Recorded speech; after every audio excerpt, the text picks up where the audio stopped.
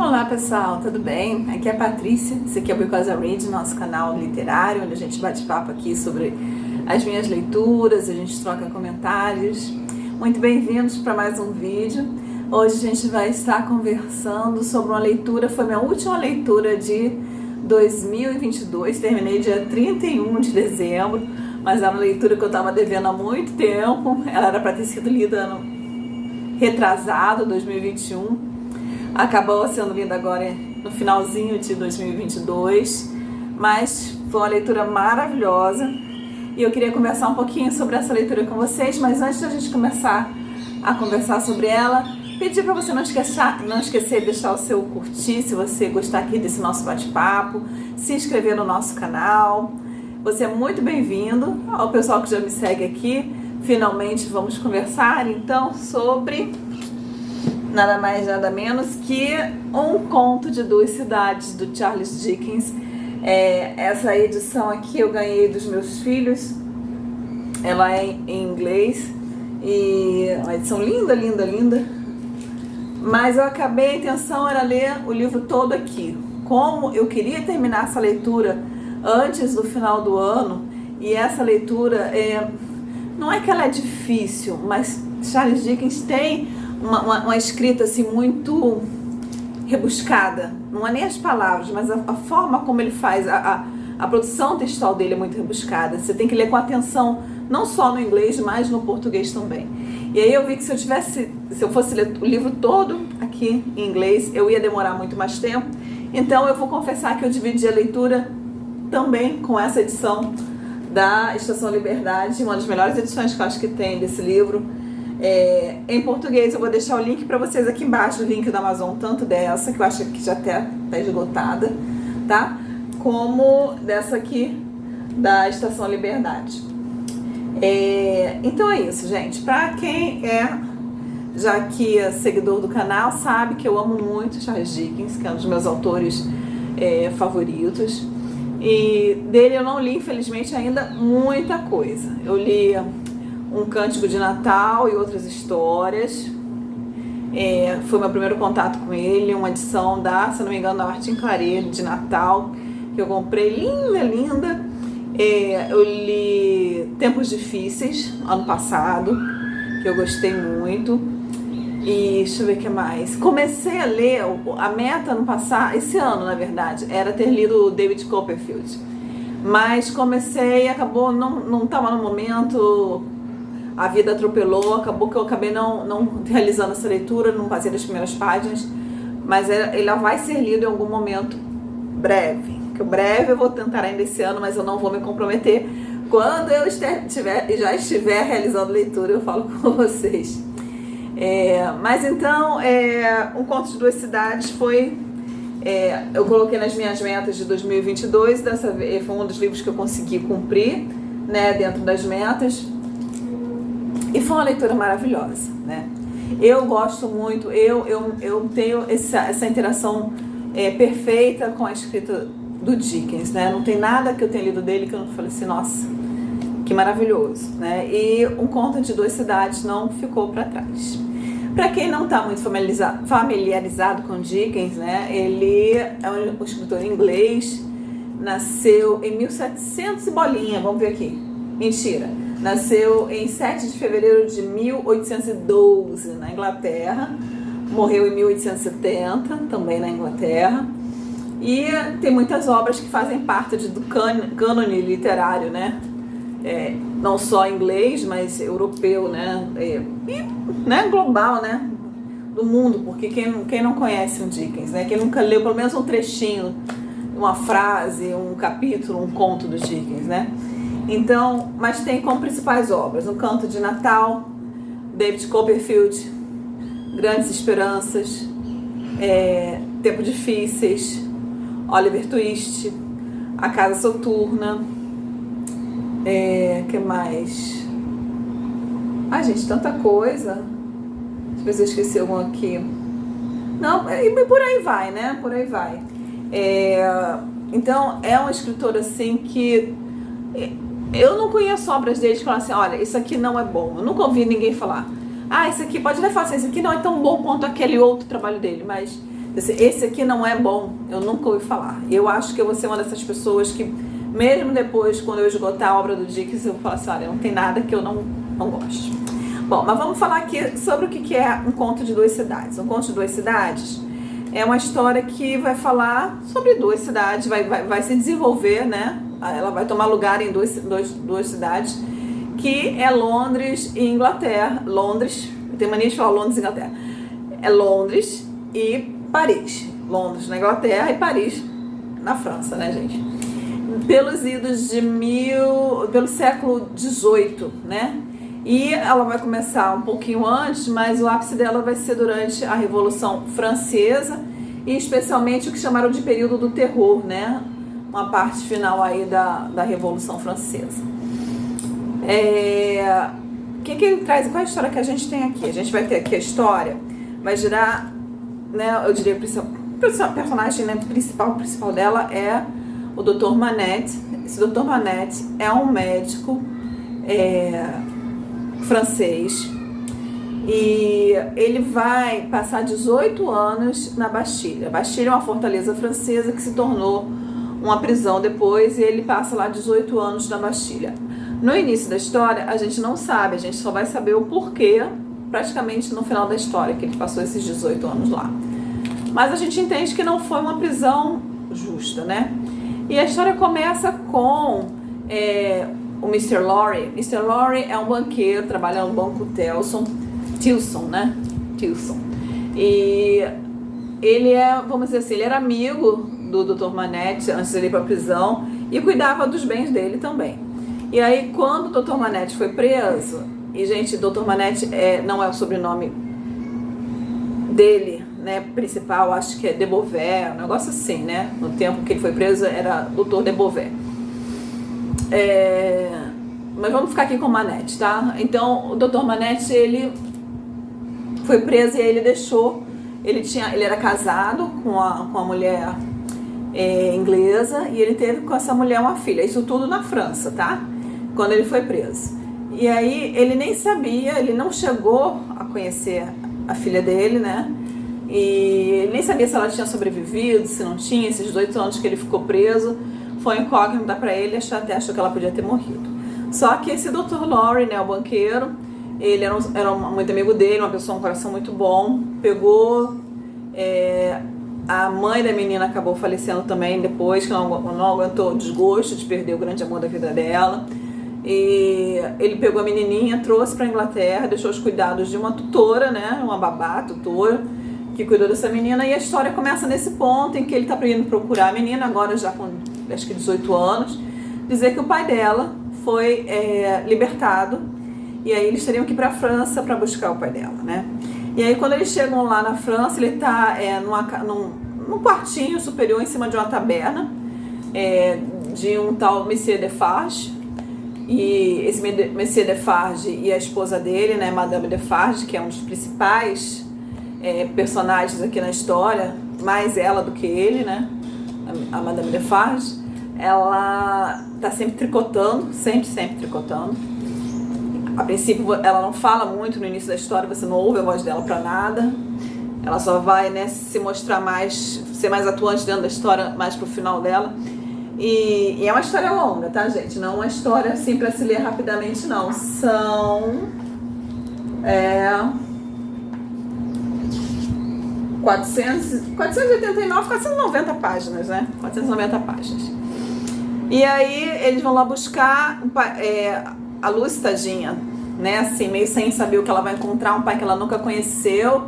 E aí eles vão lá, sobem nesse quartinho e ele tá lá batendo num sapato, como se estivesse fazendo... E tá realmente fazendo um sapato, né? E totalmente isolado do ambiente que ele tava, um quarto escuro, só com a frestinha aberta. E é esse o pai, é esse Monsieur Manette que eles encontram lá. E é esse Monsieur Manette que a Lucy traz pra casa, né? Bom, até aí tudo bem. Lucy trouxe pra casa, trouxe ele pra Londres, cuida dele, ele aos poucos vai se dando conta do ambiente, vai reconhecendo ela como filha, vai se lembrando do passado dele, que no início não lembra, e aí nisso passam alguns anos. Aí a história dá um pulo de alguns anos, E aí a gente vai chegar num ponto em que há um julgamento. Julgamento de quem? De um jovem chamado Charles Darnay, um jovem francês chamado Charles Darnay, e ele está sendo acusado de ser espião da França na Inglaterra. E a Lucy está presente nesse julgamento, o Monsieur Manette está presente, o Mr. Lorry também está presente nesse julgamento. Tem o advogado dele, que é o Mr. Stryver, e tem um outro homem que se parece muito com esse Charles Darnay, que está sendo julgado, e se ele for condenado ele vai morrer na forca, né? E que é o assistente do advogado dele, desse Mr. Stryver. Então, esses vão ser os personagens principais da nossa história. O Monsieur Manette, né, o Dr. Manette, com a filha Lucy, a babá dela, a Mrs. Pross, o Mr. Lorry, banqueiro, amigo da família, o Charles Darnay, que está sendo julgado, e o advogado, né, o Mr. Stryver, e esse assistente dele, o Sidney Carton, que é o assistente que se parece muito com o Charles Darnay. Bom, não vou contar detalhes da história para vocês. Ele consegue ser inocentado, ele se apaixona pela Lucy, a Lucy se apaixona por ele, eles se casam, têm filhos. Só que nós temos vários mistérios aqui ao longo dessa história, né? Várias incógnitas aqui. Primeiro é porque o Dr. Manette foi parar na prisão. E quem é o Charles Darnay, né? Ele não é um espião, tá? O que ele é, então, né? Mas a gente fica sem saber isso. A gente também só vai saber isso mais depois do meio da história. O Charles Darnay, como eu disse, ele é um francês que está morando na Inglaterra. E ele recebe quando a coisa... O que é o pano de fundo aí dessa história, né? É a Revolução Francesa, né?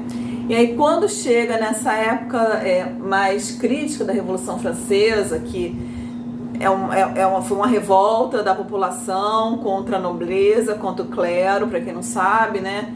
E resultou numa guerra civil, resultou como é que se fala, um atrito político muito grande, os pobres se revoltaram, e aí teve a queda da Bastilha, que é a queda dessa prisão, todo mundo foi liberto. E aí entrou sob o holofote, isso aqui que é a guilhotina, né? Que ele chamava até de Monsieur Guillotine, né? Monsieur Guillotine, a Madame Guillotine, né? Desculpa, Madame Guillotine, que era a guilhotina, né? E aí, eu vou desenvolver esse assunto um pouco mais para frente, mas esse período se chama período do terror na França. Foi quando, já vários anos depois, eu acho que do início da história até esse momento, se passa acho que 14 anos, o Darnay, Charles Darnay, marido da Lucy, recebe um bilhete de um amigo dele que cuidava dos negócios dele. A gente não sabe quem ele era, que negócios eram esses, mas fala que por defender ele está sendo preso e provavelmente vai ser morto, que ele precisa da ajuda dele. E aí o Darnay, apesar de estar feliz em casa, com a família, com o Dr. Manette, a Lucy, a filhinha dele que também é a Lucy, tá tranquilo ali, ele se sente culpado, ele se sente assim, não, eu preciso ir lá ajudar meu amigo porque ele tá passando por essa situação por minha causa. E ele vai lá, resolve sair escondido no meio da noite, porque sabe que se ele contar a mulher não vai querer que ele vá. E aí ele sai e pega a carruagem e vai para a França. Só que a situação lá, ele não tem noção de como está a situação lá, e ele acaba sendo preso também, e também fica esperando o julgamento, que provavelmente vai levar ele para a guilhotina também. Quando a Lucy, nisso, o Mr. Lorry, do banco, também está na França a negócios, também está em Paris a negócios. E aí ele descobre que o Darnay foi preso. E aí ele vai em auxílio do Darnay, chama a Lucy, chama o pai dela, e eles vêm para a França com a família.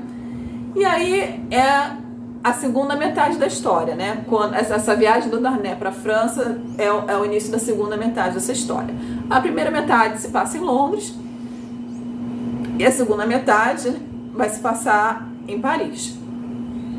E é isso, mais ou menos o enredo, né, da que a gente tem aqui. E aí a gente vai ver a família Manette, né, tentando salvar a vida, né, do Darnay, né, E aí, essa é a parte final da história.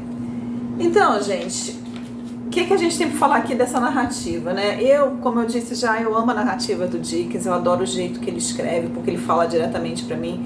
Eu sou muito, assim, tudo ou nada em relação assim, a sentimentos, emoções, e o Dickens, eu percebo nisso nele, na forma como ele escreve também, né? As emoções, não que ele seja meloso, não, mas ele escreve de uma forma que ele passa toda a tensão, toda a carga emotiva daquele momento, toda a tensão do momento, não só a emoção, mas a tensão do momento, o que aquele momento representa, seja um momento de ternura, de amor, ele vai transformar isso em texto, em palavras, em formas que você entenda a grandeza daquela emoção, daquele sentimento, a profundidade daquele momento. E assim também ele vai fazer com os sentimentos ruins, né? Com os momentos ruins de crueldade, de injustiça, de guerra, né? E ele não vai poupar o leitor em nenhum momento, né? Então, ler Dickens é uma coisa intensa, né? É uma coisa intensa. Por isso também que não é uma leitura que dá para fazer rápido. Sobre a narrativa, Dickens tem frases assim que ficam assim, entram para a história. Um cântico de Natal, tem uma frase ali no primeiro conto, né? Aquele do Scrooge lá, que eu nunca esqueço, né? Ele falando sobre a morte de uns personagens, e eu nunca esqueço aquele texto maravilhoso. Eu até frisei ele, escrevi, né, citei ele, só ele sozinho ali no meu Instagram na época que eu li, né? O Because I Read tem um Instagram, tá? Pra quem não sabe, os links estão aqui embaixo, e a gente tem um grupo também no Facebook, tá, gente? E a forma como Dickens escreve é maravilhosa. E a primeira fase, o primeiro parágrafo desse livro é um dos parágrafos mais famosos da história da literatura. Eu vou ler para vocês tanto em inglês quanto em português, porque eu acho que, nossa, como passa carga nos dois idiomas, né? E deixa eu pegar aqui meu livro.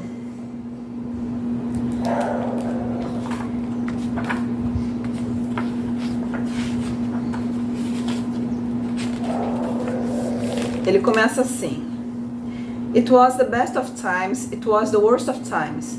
It was the age of wisdom, it was the age of foolishness. It was the epoch of belief, it was the epoch of incredulity. It was the season of light, it was the season of darkness. It was the spring of hope, it was the winter of despair. We had everything before us, we had nothing before us. We were all going direct to heaven. We are all going direct the other way. In short, the period was so far like the present period that some of its noisiest authorities insisted on its being received, for good or for evil, in the superlative degree of comparison only. Vou ler aqui o mesmo trecho para vocês aqui em português.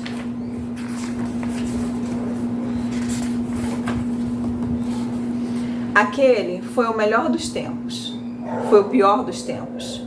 Foi a idade da razão, a idade da insensatez, a época da crença, a época da incredulidade, a estação da luz, a estação das trevas, a primavera da esperança, o inverno do desespero. Tínhamos tudo diante de nós, não tínhamos nada diante de nós. Todos iríamos direto ao paraíso, todos iríamos direto no sentido oposto. Em suma, a época era tão parecida com o presente que algumas das autoridades mais ruidosas insistiram que ela fosse recebida, para o bem ou para o mal, apenas no grau superlativo de comparação. Então, gente, esse é Dickens, assim ele vai nesse mesmo... ele mantém esse nível de escrita durante todo o livro, por isso que eu falo que não é um livro fácil. Só esse primeiro parágrafo aqui, eu já fiquei um dia pensando nele, né? Eu já tinha ouvido falar, mas eu nunca tinha prestado atenção nesse parágrafo. Quando eu comecei a ler o livro, foi que eu falei, uou! Né? Já fala muita coisa aqui nesse primeiro parágrafo, né? Dá pra gente refletir em muitas camadas aqui, né? E é uma das primeiras fases de livro, acho que junto com a primeira frase de Ana Karenina, que fala sobre a família, né? Todas as famílias são iguais, todas as famílias são felizes da mesma forma e cada família é infeliz do seu próprio jeito, alguma coisa assim, né? Mas são as duas, desculpa se eu assassinei aqui a primeira frase, mas é o sentido mais ou menos esse, e são as duas frases que eu jamais ouvi falar de literatura, né? Foi essa aqui do Dickens, primeiro parágrafo, esse de Ana Karenina.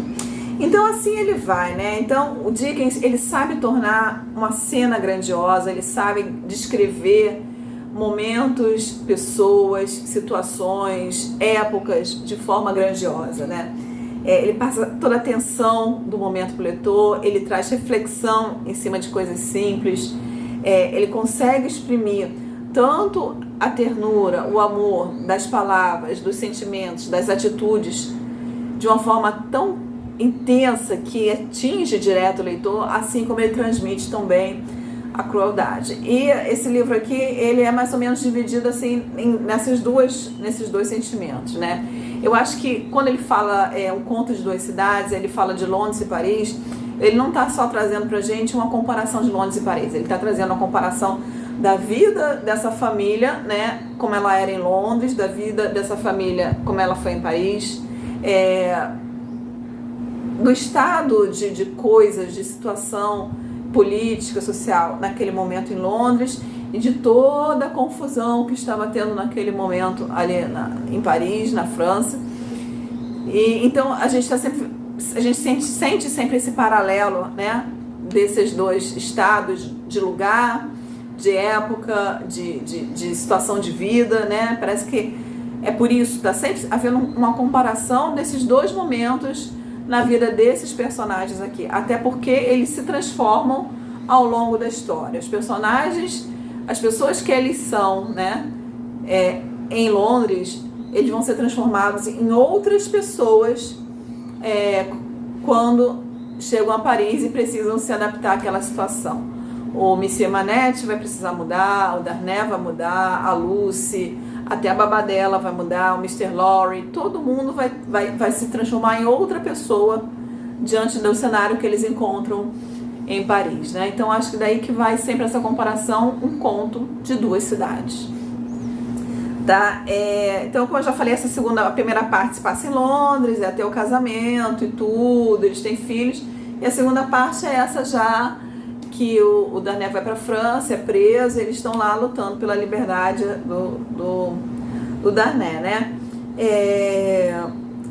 Aí a gente vai entrar num outro ponto aqui, né? A Revolução Francesa, o que é muito interessante, como o Dickens pega aqui, ele desenvolve uma parte da história toda em cima de um momento histórico importantíssimo na França, mas ele não entra na história em si, ele não vai falar sobre os acontecimentos históricos, desenvolver de uma forma mais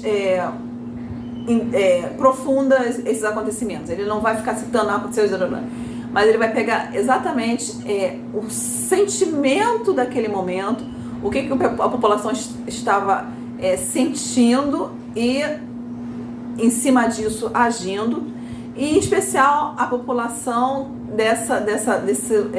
desses bairros, né, que estavam sendo mais atingidos. Porque o que aconteceu na Revolução Francesa, né, assim, de uma forma muito grosseira? O povo mais simples, o povo camponês, o povo da cidade, né, os plebeus, vamos dizer assim, né, como é que se falaria em português de uma forma mais simples? As pessoas pessoas, gente como a gente, né, vamos dizer assim, estavam tão oprimidos, passando fome, a terra parece que não estava contribuindo, não estava produzindo, eles estavam assim desesperados de fome, de sede, não tinham roupa, não tinham sapato, não tinham emprego, era miséria pura.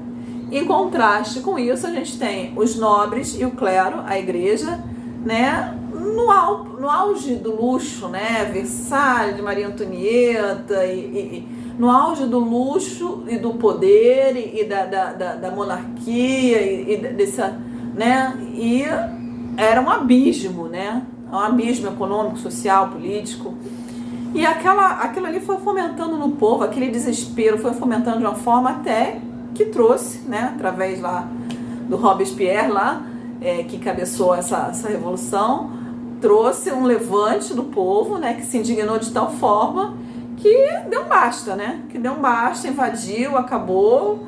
O povo já é uma coisa poderosa quando se une. Um povo desesperado, acuado, revoltado, com fome, com vontade de se vingar, com vontade de se justiçar. Nossa, você imagina a potência que isso teve, né? Só que escambou para um outro lado, né? Os povos começaram a matar todos os nobres, a matar todos os clérigos, e qualquer um que você falasse, esse aqui deu bom dia para um marquês, para um padre, eles não tinham mais, eles perderam o senso de justiça. A sede de vingança deles era tanta que eles saíram matando. Eles tinham uma cota para matar por dia, por semana, sei lá, conforme ia passando a semana, e eles tinham que arranjar gente para matar, né? Então eles prendiam quem quer que ele achasse que fosse,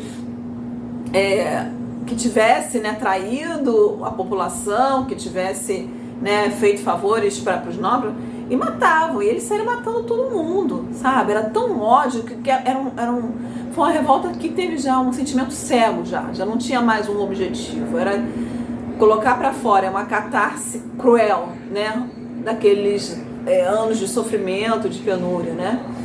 E ele mostra isso aqui nessa segunda metade do livro de uma forma muito clara, principalmente e muito especificamente assim, no personagem da Madame Defarge, que essa Madame Defarge, ela também vai ter uma história que vai ser, né, explicada pra gente, que vai ser desvendada pra gente mais pro final do livro, e a gente vai vendo as coisas acontecerem.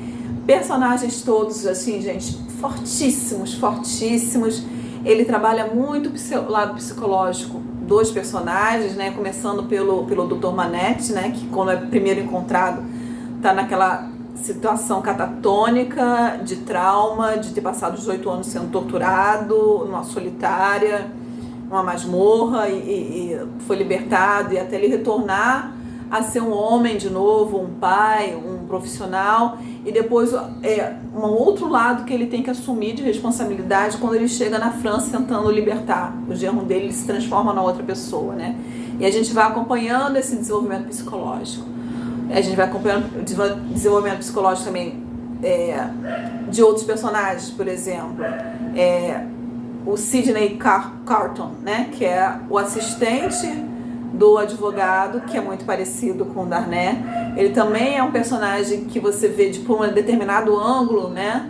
É mostrado um determinado ângulo dele no início da história, nessa parte de Londres, e você conhece um lado do psicológico dele, da personalidade dele, e aí nesse segundo momento na França você vai conhecer uma outra metade que teve um gatilho ali que aconteceu nessa segunda metade para transformar ele numa outra pessoa. Ou então, não é nem transformar, mas para deixar aparecer uma outra face desse homem, né? Então tem atitudes como no psicológico. É muito interessante aqui nesse livro, sabe? Se você digerindo ele aos poucos e você percebendo toda essa transformação, toda essa fisiologia das situações com as pessoas e com o tempo. Gente, eu sou suspeita para falar, porque eu gosto muito de Dickens. O que mais, gente? Que mais? Então, é isso que eu já falei, né? O Dickens, ele aqui ele não vai falar da Revolução Francesa em si, desenvolver, mas ele vai usar a família Manette, né, e a família Darnay, que no caso é a família do marido da Lucy, né? A história deles vai representar vai ser um ponto focal para representar o que foi a Revolução Francesa, né? Quais as consequências da Revolução Francesa, né, essa fisiologia da Revolução Francesa, com o desenvolver, né, dessa histórico, dessa situação. E ele vai usar essa família, né, do Dr. Manette e do Darnay, do Charles Darnay, para mostrar pra gente o que foi esse momento histórico, né? E é isso. Na primeira metade do livro, a gente vai estar muito assim, mais que juntando informações. Você vai recebendo uma informação aqui, uma informação ali, e você vai guardando, o leitor vai guardando na mente. Na segunda metade é que essas informações todas vão se juntar e fazer sentido né? E vão causar, né? Você vai entender e elas vão ter consequências e você vai saber o porquê de você ter recebido determinadas informações no início da história.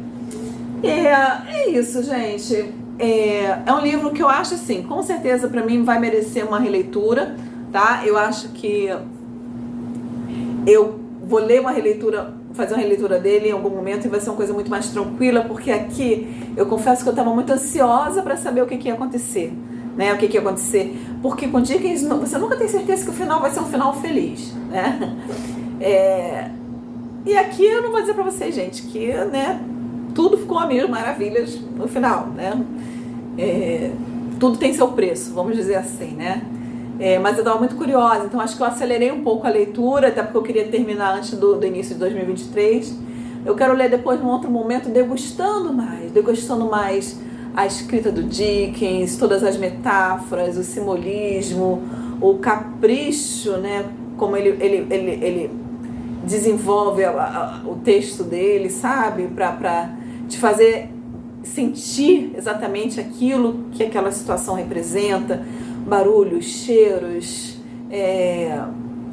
né, pequenos detalhes que ele vai colocando ali na cena que fazem você montar todo um ambiente, né, uma cena na nossa cabeça e entrar mesmo dentro da história. Então é um livro que com certeza vai merecer uma releitura, 5 estrelas para ele, uma das melhores leituras do ano.